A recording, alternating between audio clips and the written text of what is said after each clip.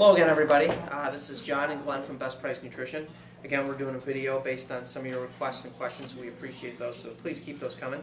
Today we're going to cover protein, specifically casein and whey protein. They're two of the more common ones that you're going to see in powders. Do you want to cover the whey protein first? Yeah, we'll start with whey. It's generally seen as the faster absorbing protein. You'll hear whey protein isolate, whey protein concentrate, and whey protein hydrolysate.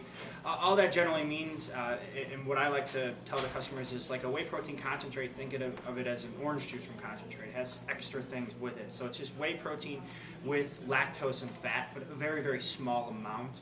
And then there's whey protein isolate, which is just isolated whey protein. And then there's the whey protein hydrolysate, which is whey protein that's broken down into smaller amino acid chains. Generally, in times of use, you'd want to hydrolysate for like a post-workout because it absorbs pretty rapidly. And then the concentrate and isolate, generally those are blended together, good as a daily use protein. Yeah, typically that's for economic reasons. As you'll see, some of the isolates tend to cost a little more. For instance, the All-Max Isoflex is a phenomenal protein. What I've seen some people do is actually mix that with a cheaper whey protein or a casein to make their own blend.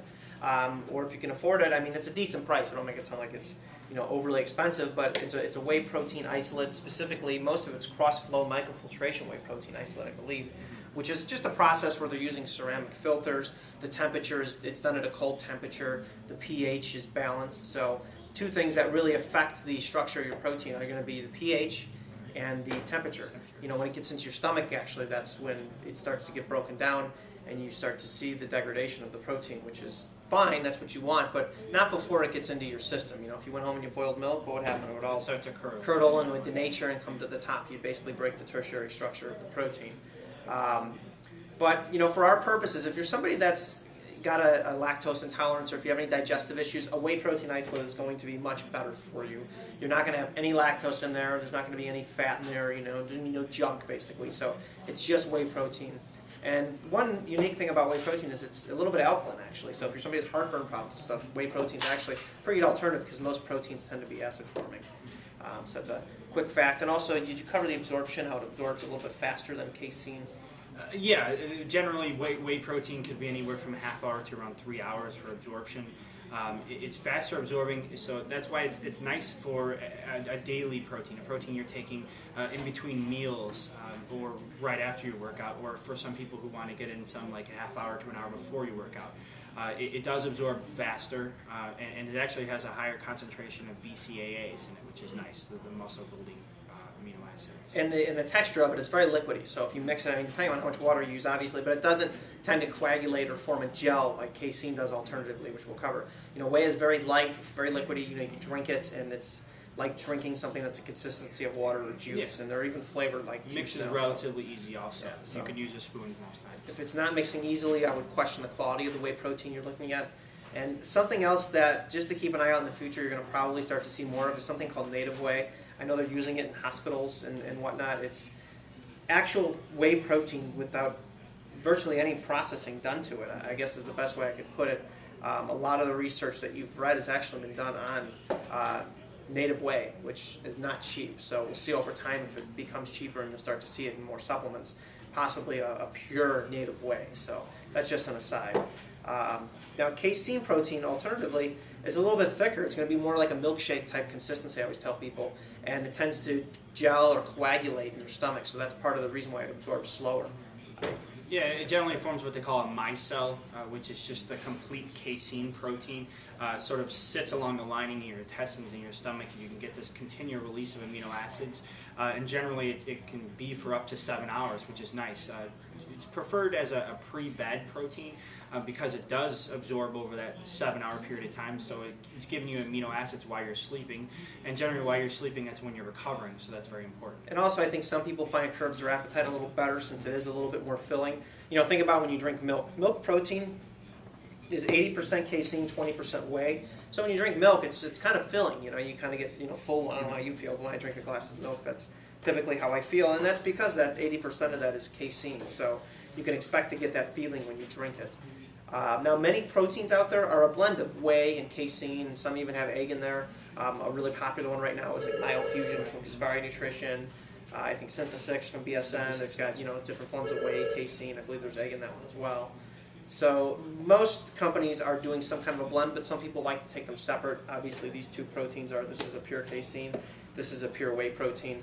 So some of the things that people have to consider when they're buying these proteins is A, how well do they mix, is it convenient, digestibility, do you have trouble digesting certain forms of protein, consistency, I mean, are you going to get sick if you got to drink something that's thick and more shake-like? Exactly. If you're lactose intolerant, if you have any allergies. Generally, it would go about, if you wanted just a daily protein, something to take every day to supplement your diet, it would be whey. And then as you get more specific, you can get a casein protein and take it pre-bed, or right before you go to bed. Because like I said, of that 7-hour digestive period. And both these can be mixed in water. A lot of people say, I have to mix it in milk. Well, you don't have to. Now, if you are taking whey protein and you want to do it before bed, like Len mentioned, you can mix your whey protein in with milk and you'll get that a little bit slower absorption. Some people also put essential fats in there. I personally put Udo's oil in there, put a tablespoon of that in there. The nice thing about that is, again, it's a little bit more filling. It slows down the absorption of the protein.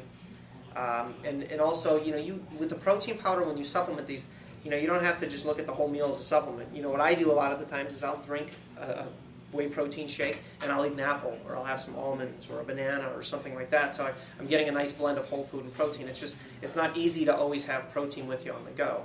If you're out somewhere and you need to keep something cold, have a cold pack with you. Well, the nice thing about this is you could throw a scoop and a half or however much you need into the bottom of a shaker cup, and wherever you're at, you can just add water, shake it, and drink it. And if you got an apple or banana with you, that's a really nice meal or snack. Nice meal, very healthy. That's definitely one of the great things about protein. Now, real quick, we are looking at protein powders. Another couple forms you can get your protein from are bars and ready-to-drinks. I would say powders by far and away are going to be the highest quality. There's not going to be any junk in there, I like to think of, because they don't have to stabilize it if it's in a liquid. They don't have to stabilize it in a bar, with glycerol and other things like that to keep it soft and moist. I remember a lot of times in bars they use hydrolyzed collagen, which is just like think of knuckles and hooves of cows ground up. That's basically what it is. So definitely this is far superior than a bar would be. Even though bars are nice because they're convenient, you are getting protein. It's going to be healthier than eating a Big Mac or something like that. And they've gotten a lot better over the years. When they first came out, you'd be chewing them and you'd get a jaw workout. So that's quite nice. So just to break that down again, powder is going to be superior, and then ready to drinks and bars, depending upon which one you're looking at in terms of a source of protein. That's how I would rank them. And also cost. Powders are much cheaper also, so you kind of get a nice dual benefit there. Not only are they going to be the highest quality, but they're also going to give you the most cost benefit, because when you're buying bars and ready to drinks, you're paying for the convenience. And again, with these powders, when you're looking at them, it's good to talk to somebody who's informed and just find out what's going to be best for you. Yeah, typically the more you spend, you're going to get a little bit better quality, but that's not always the case. Sometimes things are just marked up.